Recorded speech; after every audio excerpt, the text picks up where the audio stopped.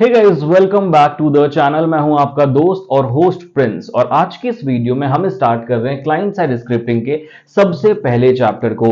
Last video introduction में मैंने आप सभी को बताया था स्क्रिप्टिंग लैंग्वेज क्या होता है। इस कोर्स की पूरी डिटेल मैंने आपको दी थी।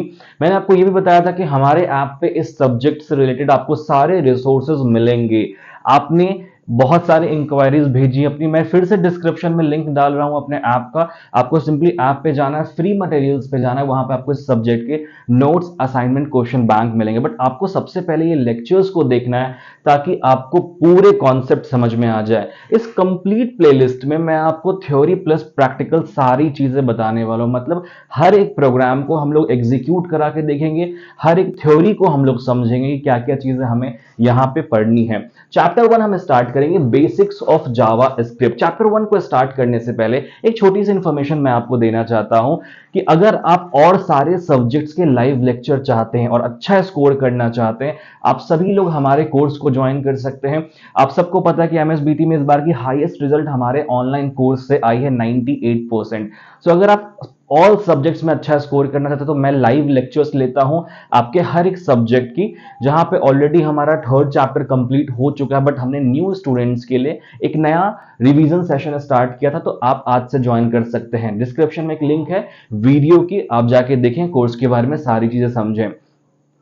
आज हम लोग स्टार्ट करेंगे chapter number 1, basics of Java script programming. Java script programming में फर्स्ट चैप्टर में आपको सबसे पहले पढ़ना है जेएस क्या होता है, फीचर्स ऑफ जेएस, कुछ टर्म्स के बारे में पढ़ेंगे हम लोग। ऑब्जेक्ट नेम क्या है, प्रॉपर्टी क्या है, मेथड्स क्या है, वैल्यूज एंड वेरिएबल्स के बारे में देखेंगे, operators and expressions, if else, looping, querying and handling properties. इन सारे ही टॉपिक के बारे में आपको मैं फर्स्ट चैप्टर में पढ़ाने वाला हूं। मैं बस आपको बोर्ड पे नहीं पढ़ाऊंगा, मैं आपको यहाँ पे थ्योरेटिकल कॉन्सेप्ट, बेसिक कॉन्सेप्ट बताऊंगा। साथ साथ में हम लोग अपने लैपटॉप पे जाके पूरे प्रोग्रामिंग को एग्जीक्यूट कराने वाले हैं, हर एक प्रोग्राम्स को डिटेल में समझेंगे। सो आज का जो हमारा टॉपिक है वो है जेएस क्या होता है, features of JS, object name, variables and keywords के बारे में हम लोग समझेंगे। हालांकि ये प्रोग्रामिंग का सब्जेक्ट है तो यहाँ पे ज्यादा थ्योरेटिकल चीजें नहीं पढ़नी है आपको, और मैं आपको कभी बहुत थ्योरी पढ़ाता भी नहीं, क्योंकि ये प्रोग्रामिंग का सब्जेक्ट है। हमें यहाँ पे प्रोग्राम्स आने चाहिए। अगर आप पिछले साल के पेपर को जाके देखेंगे, क्वेश्चन पेपर को देखेंगे, तो आपको प्रोग्राम्स बहुत सारे आए हैं। तो आपको प्रोग्राम पे ज्यादा फोकस करना है, बेसिक से स्टार्ट करना है प्रोग्रामिंग। मैं एकदम स्क्रैच से बताऊंगा कि सबसे पहला प्रोग्राम आप स्क्रिप्ट का कैसे लिखते हैं, उसको एग्जीक्यूट कैसे कराते हैं। सबसे पहले हम ये समझते हैं कि जावा स्क्रिप्ट प्रोग्रामिंग क्या होता है। जावा स्क्रिप्ट प्रोग्रामिंग एक सिंपल सी स्क्रिप्टिंग लैंग्वेज है। लास्ट टाइम हमने बात करी थी स्क्रिप्टिंग लैंग्वेज के बारे में। स्क्रिप्टिंग लैंग्वेज क्या होता है? स्क्रिप्टिंग लैंग्वेज एक ऐसा लैंग्वेज है जो बेसिकली हम किसी दूसरे प्रोग्रामिंग के साथ, दूसरे प्रोग्रामिंग लैंग्वेज के साथ इंटीग्रेट करते हैं और उसको और डायनेमिक बनाते हैं। जैसे कि अगर आपको एचटीएमएल में इंटीग्रेट करना है, वैलिडेशंस लगाने हैं, तो आप जावा स्क्रिप्ट का वहां पे इस्तेमाल करते हैं। जावा स्क्रिप्ट एक हाई लेवल प्रोग्रामिंग लैंग्वेज है, एक वर्सेटाइल लैंग्वेज है, और आज के टाइम पे वेब डेवलपमेंट में सबसे ज्यादा यूज किया जाने वाला लैंग्वेज है। JavaScript is a versatile high-level programming language that is widely used for web development. Web development के लिए हम सबसे ज्यादा यूज करते हैं आज के टाइम पे JavaScript को। JavaScript is a powerful and flexible language essential for modern web development. Modern web development के लिए JavaScript को बहुत ज्यादा यूज किया जाता है। Its ability to create dynamic and interactive user interfaces makes it cornerstone of front end development. Front end development के लिए सबसे ज्यादा यूज किया जाने वाला जावास्क्रिप्ट लैंग्वेज होता है। अगर मैं आपको इस पूरे कोर्स में जो स्क्रिप्टिंग बताने वाला हूं वो एचटीएमएल के साथ एम्बेड करके बताऊंगा। सो हम लोग सबसे पहले ये समझेंगे कि हम स्क्रिप्ट के प्रोग्राम को लिखते कैसे। अभी मैं आपको यहां बताऊंगा, फिर नेक्स्ट लेक्चर में मैं आपको एग्जीक्यूट करके दिखाऊंगा। सो बेसिकली अगर आप स्क्रिप्टिंग लैंग्वेज को लिखते हैं, उससे पहले मैं आपको एक बेसिक्स बता देता हूं एचटीएमएल प्रोग्राम को लिखने की। मे बी आप सबने फर्स्ट ईयर में पढ़ा होगा एचटीएमएल के प्रोग्राम को हम कैसे लिखते हैं। अगर नहीं पढ़ा कोई बात नहीं, यहां पे जो चीजें आपको जाननी है वो मैं बस आपको बताता हूं। एचटीएमएल सिंपल एक यूजर इंटरफेस का लैंग्वेज है, हाइपर टेक्स्ट मार्कअप लैंग्वेज है, जिसके द्वारा आप एक यूजर इंटरफेस क्रिएट करते हैं। यूजर इंटरफेस का मतलब जो यूजर देखता है, इंटरेक्शन वाला face, right. So basically HTML में जो चीजें आपको आनी चाहिए मैं बस वो लिखता हूं। बहुत सारे टीचर्स आपको डायरेक्टली स्क्रिप्टिंग पढ़ाते हैं, वो सबसे गलत तरीका होता है, क्योंकि आपको पहले HTML पता होना चाहिए कि हम एटलीस्ट हमें स्ट्रक्चर पता होना चाहिए। ठीक है, तो मैं यहाँ पे स्ट्रक्चर बताता हूं। सबसे पहले HTML को लिखने के लिए आपको यहाँ पे टैग का यूज करना पड़ता है, राइट। मैंने यहाँ पे टैग ओपन किया, HTML टैग, इसको हम लोग बोलते हैं HTML टैग, और इसको आपको क्लोज करना होगा HTML से। ठीक है, सबसे पहला आपका यह आएगा, इसके बाद आपका आएगा टैग, जो वैसे ही कंपलसरी टैग नहीं है, हेड टैग, बट हम लोग लिखते हैं हेड टैग आएगा, और आप हेड को यहां पे क्लोज करेंगे। सॉरी, यहां पे थोड़ा जगह कम है इसलिए HTML, सबसे पहले HTML आएगा, देन आपका हेड टैग आएगा। ठीक है, हेड टैग के अंदर जनरली हम लोग अपने टाइटल को देते हैं, जो वेब पेज का टाइटल होता है उसको देते हैं, बट मैं ये बोलता हूं कि आप स्क्रिप्ट को भी हेड टैग के अंदर लिखें। हालांकि स्क्रिप्ट को आप हेड में भी लिख सकते हैं, बॉडी में भी लिख सकते हैं, बट मैं ये बोलता हूं कि हेड के अंदर स्क्रिप्ट को लिखो आप। ठीक है, तो हेड टैग के अंदर जनरली हम लोग टाइटल देते हैं वेब पेज का, जो भी टाइटल है आपके वेब पेज का वो आप टाइटल देंगे यहां पे, और हेड टैग को यहां पे क्लोज कर देंगे। हेड टैग के बाद स्टार्ट होता है बॉडी टैग, फिर बॉडी आपका क्लोज होगा, और देन आपका HTML क्लोज होगा। ये स्ट्रक्चर होता है HTML फाइल का, HTML प्रोग्राम का। इसकी डिटेल्ड मैं आपको एग्जीक्यूट करके दिखाऊंगा, जब मैं लैपटॉप पे आपको कोड एग्जीक्यूट करूंगा विजुअल स्टूडियो कोड में, आपको पूरी चीजें बताऊंगा। ये होता है HTML का स्ट्रक्चर। बट अगर आपको इसी स्ट्रक्चर में स्क्रिप्ट लिखना है तो आप कहीं भी लिख सकते हैं, जरूरी नहीं कि आप बस हेड के अंदर लिखें या बॉडी के अंदर लिखें। आप बॉडी में भी स्क्रिप्ट को लिख सकते हैं, हेड में भी स्क्रिप्ट को लिख सकते हैं। बस आपको स्क्रिप्टिंग लिखते वक्त एक चीज का ध्यान रखना है कि जो भी जावा स्क्रिप्ट के कोड होंगे वो स्क्रिप्ट टैग के अंदर होंगे। ऐसा आपको स्क्रिप्ट टैग ओपन करना है और क्लोज करना है, और इसी स्क्रिप्ट टैग के अंदर आपको जावा स्क्रिप्ट के कोड को लिखना है। अगर आप इस टैग के बाहर कोई भी कोड लिखेंगे वो डिफाइन नहीं किया जाएगा, मतलब वो रन नहीं कराया जाएगा कंपाइलर या इंटरप्रेटर के द्वारा। तो सबसे पहले आपको ये ध्यान रखना है, हालांकि यहाँ पे कंपाइलर नहीं होता जावा स्क्रिप्ट में, जावा स्क्रिप्ट एक वेब बेस्ड लैंग्वेज है। जस्ट मैंने एक आपको समझाने के लिए बोला कि जो भी हमारा सिस्टम इसको रन कराता है, जो इंटरप्रेटर होता है, वो इसको रन नहीं करा पाएगा। तो स्क्रिप्ट टैग के अगर आप बाहर कोई भी कोड को लिखते हैं, so it is very important कि आप स्क्रिप्ट के कोड को स्क्रिप्ट टैग के अंदर में लिखें। ठीक है, इसकी कोडिंग स्ट्रक्चर मैं आपको नेक्स्ट वीडियो में बताऊंगा, जब मैं प्रोग्राम पढ़ाऊंगा तो मैं आपको बताऊंगा कि स्क्रिप्ट के कोड को एग्जैक्टली कैसे लिखते हैं। अब जावा स्क्रिप्ट आपको बहुत सारे फीचर्स प्रोवाइड करके देता है, जैसे कि सबसे पहला लाइट वेट। जावा स्क्रिप्ट की जो कोडिंग होती है लाइट वेट कोडिंग होती है। लाइट वेट का मतलब होता है कि इसके जो फंक्शंस है वो हैवी वेट नहीं है। मतलब क्या हुआ कि इसमें प्रोग्रामिंग की जो the space required to execute this program is very less, मतलब स्पेस कॉम्प्लेक्सिटी बहुत कम होती है। दूसरा केस सेंसिटिव। केस सेंसिटिव का मतलब क्या होता है? केस सेंसिटिव एक फीचर तो नहीं बोलूंगा, बट एक प्रॉपर्टी है। केस सेंसिटिव का मतलब होता है कि लोअर केस और अपर केस दोनों को अलग अलग ट्रीट किया जाता है।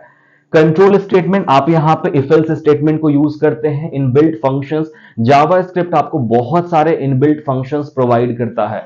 लूपिंग स्टेटमेंट, आप यहां पे लूप का इस्तेमाल कर सकते हैं। अब मैं ये चीजें आपको डिटेल्ड में इसलिए नहीं बता रहा हूं, या इसकी डेफिनेशंस मैंने इसलिए नहीं डाली क्योंकि ये प्रोग्रामिंग का सब्जेक्ट है, यहाँ पे आपको थ्योरी पे ज्यादा डिपेंडेंट नहीं रहना है। ये सारे फीचर्स मैंने ऑलरेडी नोट्स में दिए हैं, आप वहां जाके देख सकते हैं। क्लाइंट साइड टेक्नोलॉजी मतलब आप यहाँ पे जो भी यूजर इंटरफेस बनाएंगे, जैसे डॉम एक प्रॉपर्टी हमें पढ़नी है आगे जाके, आप उसका इस्तेमाल कर पाएंगे। देन वैलिडेटिंग, यूजर इनपुट को आप वैलिडेट कर पाएंगे, इवेंट को हैंडल कर पाएंगे, स्क्रिप्टिंग लैंग्वेज है। ये सारे कुछ फीचर्स हैं जो जावा स्क्रिप्ट में आते हैं। जावा स्क्रिप्ट एक बहुत ही रिच लाइब्रेरी वाला फंक्शन है, मतलब जावा स्क्रिप्ट आपको बहुत सारे इनबिल्ट मेथड्स भी प्रोवाइड करके देता है, जो हम लोग आगे प्रोग्राम्स में देखने वाले हैं। अब हम लोग बेसिक कुछ टर्म समझते हैं जावा स्क्रिप्ट के बारे में, बहुत बेसिक टर्म्स हैं ये सारे। सबसे पहला आता है ऑब्जेक्ट। अब ऑब्जेक्ट से आप पहले भी अवेयर होंगे, जावा स्क्रिप्ट या किसी भी ऑब्जेक्ट ओरिएंटेड प्रोग्रामिंग लैंग्वेज, कोई भी ऐसा लैंग्वेज जहां पे हम मेथड्स बनाते हैं, जहां पे हम क्लास को बनाते हैं, या जहां पे हम कोई प्री डिफाइंड क्लास को इस्तेमाल कर रहे हैं, हम वहां पे ऑब्जेक्ट का इस्तेमाल करते हैं। जैसे सपोज करो हमें विंडो बनाना है, जावा स्क्रिप्ट में आप पॉपअप बनाते हैं, विंडो बनाते हैं, वहां पे आप विंडो ऑब्जेक्ट का इस्तेमाल करते हैं। तो object is an instance of the class हम उसको ऑब्जेक्ट कहते हैं। मेथड का मतलब आप सबको पता है, कोई भी एक फंक्शन को हम मेथड कहेंगे, कोई भी एक फंक्शन हो सकता है उसको हम लोग मेथड कहेंगे। Main event, that is event handling. Dot syntax, अगर किसी क्लास की प्रॉपर्टी को आपको एक्सेस करना है तो आप डॉट का यूज करते हैं। और प्रॉपर्टी का मतलब होता है कैरेक्टरिस्टिक्स। ठीक है, ये सब कुछ बेसिक टर्म्स है जो आपको बस पता होने चाहिए, कुछ याद करने की जरूरत नहीं है। इस पे क्वेश्चंस एग्जाम में नहीं आते डायरेक्टली, तो इसको रटना नहीं, ठीक है, कोई भी जाके सिंपली आप इसको समझ लो, कॉन्सेप्ट को समझ लो। कॉन्सेप्ट समझना ज्यादा जरूरी होता है यहाँ पे, क्योंकि ये एक प्रोग्रामिंग का सब्जेक्ट है। यहाँ पे आपको हर एक चीज जाके रटना नहीं है, यहाँ पे ट्राई करना है कि आप प्रोग्राम लिखना सीखें।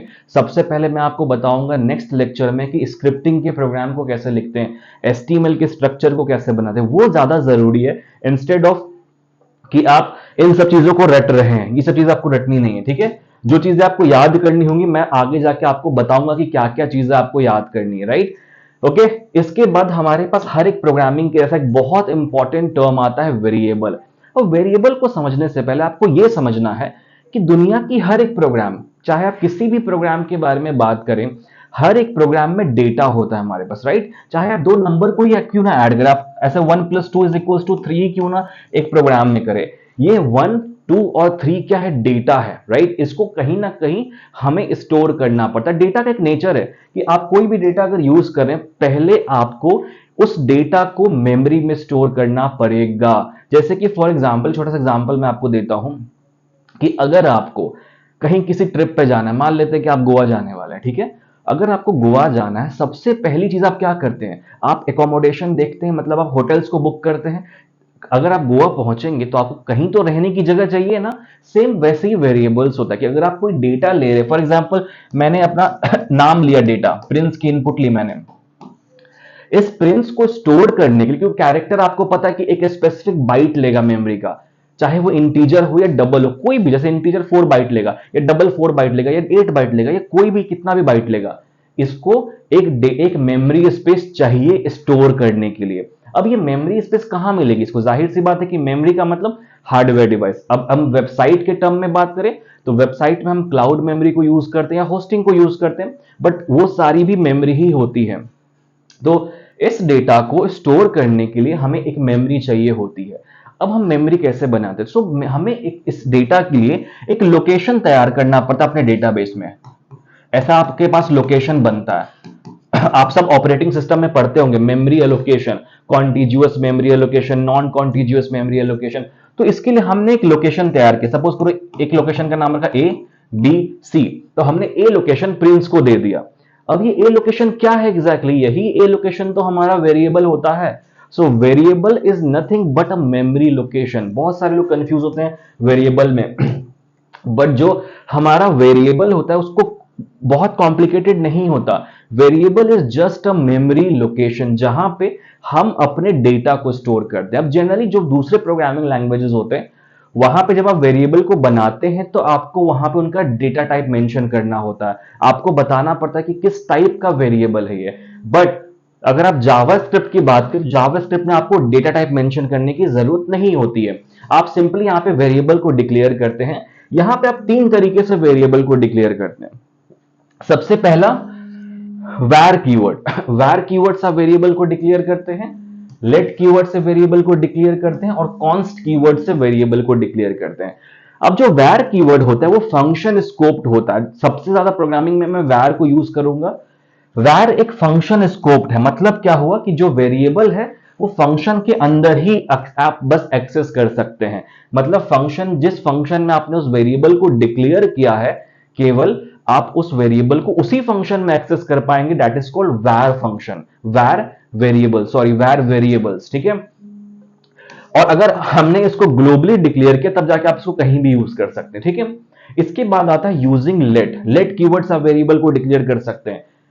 Late is a block scope. Block scope का मतलब क्या होता है कि जो कर्ली ब्रैकेट्स होते हैं, जिस कर्ली ब्रैकेट के अंदर आपने इस वेरिएबल को डिफाइन किया उसके अंदर इसकी स्कोप रहेगी। और कॉन्स्ट का भी मतलब यही होता है, बट कॉन्स्ट जो होता है उसकी वैल्यू आप रीअसाइन नहीं कर सकते, चेंज नहीं कर सकते, ठीक है। सो ये 3 टेक्निक्स होते हैं वेरिएबल डिक्लेरेशन के, राइट। अब ये तीनों टेक्निक के बारे में मैंने आपको छोटी छोटी थ्योरी बताई है।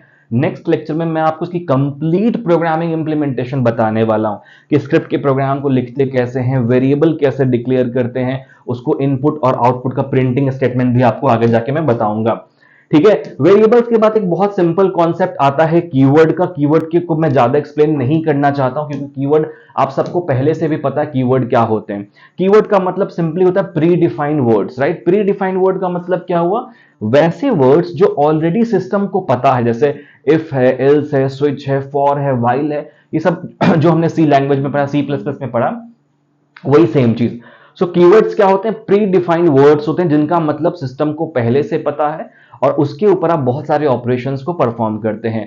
सो इस जावास्क्रिप्ट में बहुत सारे कीवर्ड्स है, एटलीस्ट आपको बहुत मिल जाएंगे, बट 4 5 6 नाम बस याद रखो, अगर एग्जाम में आता है डिफाइन कीवर्ड तो आप उन 6 7 नाम को लिख पाए। ठीक है, राइट। तो ये था आज का हमारा लेक्चर।